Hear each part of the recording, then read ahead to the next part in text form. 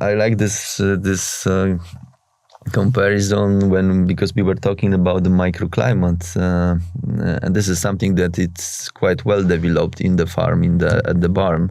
So we are monitoring basically the temperature, humidity, some gases like CO2, for example. So on that level, I think we have relatively cheap sensors. The system is also working. But that was another story. For example, the farmers, they got this app out the mobile, which was reporting them the situation in the barn. And on the beginning, they wanted to have it online all the time. Mm-hmm. So every 5 minutes, let's say, that was a report from the farm. Everything is okay. And then it was sending the level of the gases and the temperature status and the humidity status. But what if something happened and then you've seen it? And this is like Sunday evening and you are sitting, having your beer, and then you see on the app that ammonia is rising. Yeah. So they will start to panic and then they run to the barn and then nothing happened. Actually, that was just, one-time situation. And then after a month, they switch off the app because they were so annoyed by this app. And they were like, I don't want it on time, all the time, because I don't want to look at it because I cannot plan anything. So that was another nice story and the feedback from the farmers, what they're actually expecting. Sebastian, you will talk about two other technologies, I think, just as an example. But before you do that, I just very briefly wanted to highlight what you said. It's so important that not only we try to come up with scientifically reliable instrumentation, we have to consider costs, precision, and robustness.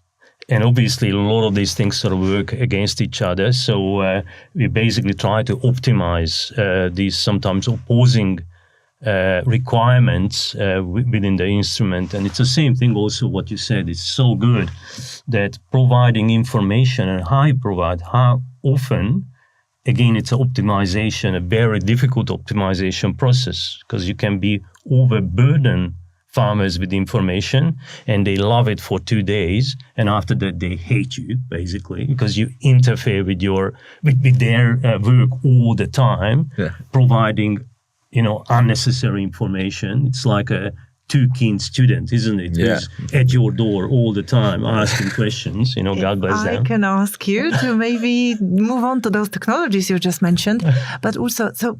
Maybe in just a few words, have you reached the compromise with all these requirements? I mean, have you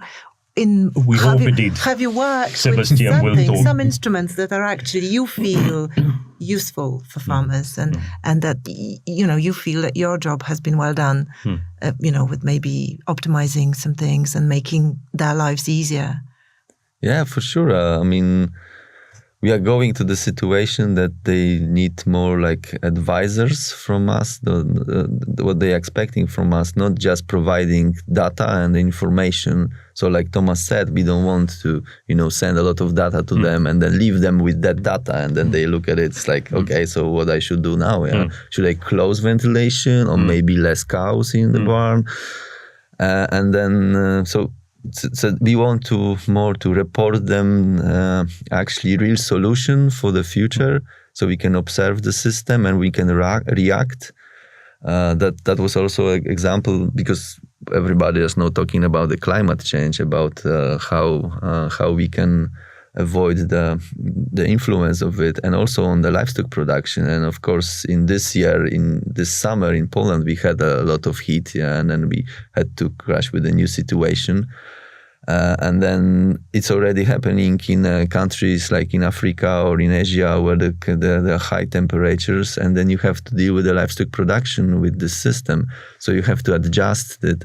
And that if you are trying to predict what is coming to the farm, then you can, for example, do some solution, and then they can prevent animals from this heat stress, for example. Yeah.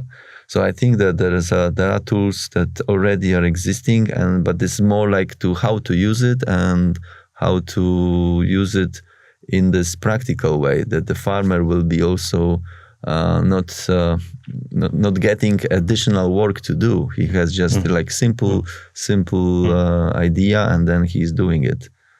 I will share one very good example, and it's basically, I must say, we're very proud of our recent achievements. So we put out one of our weight detect instrumentation in a South European country, not naming anyone, keeping the confidentiality intact. And basically, we picked up a very significant growth rate reduction as we sort of monitoring the growth rate, growth pattern of the animals. And this was any specific group of animals? Pigs, Pigs. basically. Growth is important. That's very, very important that basically the speed of the growth influences the profitability, simple as that. So they basically stopped growing for a while, and we figured out later on that they were diagnosed 6 days later with respiratory infections. Mm-hmm. So we basically picked up the respiratory infection 6 days earlier before the clinical signs appeared, allowing potentially, farmers and then veterinarians to treat the animal earlier, use less antibiotic, which is extremely important, exactly. Reduce the growth rate reduction impact on the profitability, and get the animals back to their healthy status earlier. So that's a hugely important sort of feature. So we're very, very, very pleased with that achievement, I must say.